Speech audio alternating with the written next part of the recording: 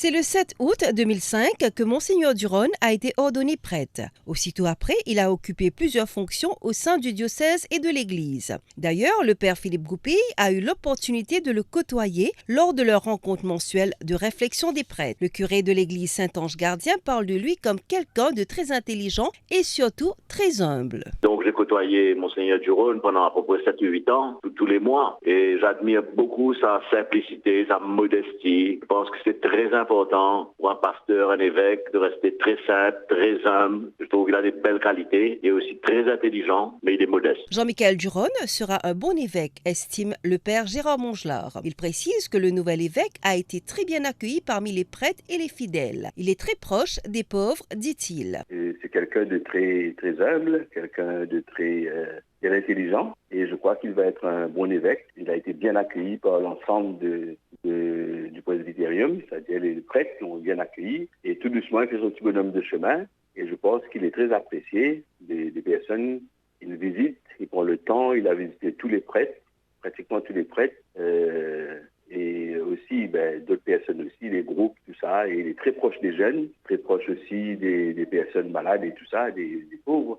Et je crois qu'il va être un très bon évêque. Et comme il dit, il faut prier beaucoup pour lui, pour qu'il puisse être ce pasteur pour notre Église à la suite de Monseigneur Piat, qui laisse aussi beaucoup de traces dans son épiscopat. Ils se sont côtoyés au séminaire et ils ont eu l'occasion de bien se connaître, indique le père Laurent Rivette, tout en ajoutant que c'est quelqu'un de sérieux et bien dans sa peau. Jean-Michel Duron peut aussi avoir le sens de l'humour quand il le faut, précise-t-il. Moi, ce que je peux dire de Jean-Michel, Monseigneur Duron, c'est qu'on était ensemble au séminaire. Donc, on a passé quelques années ensemble au séminaire. C'est quelqu'un de vieux, de très sérieux, et bien dans sa peau en même temps. Et qui sait avoir l'humour quand il faut. Il prend les choses au sérieux sans trop se prendre au sérieux. Une grande humilité. Et j'ai toujours beaucoup apprécié travailler avec lui.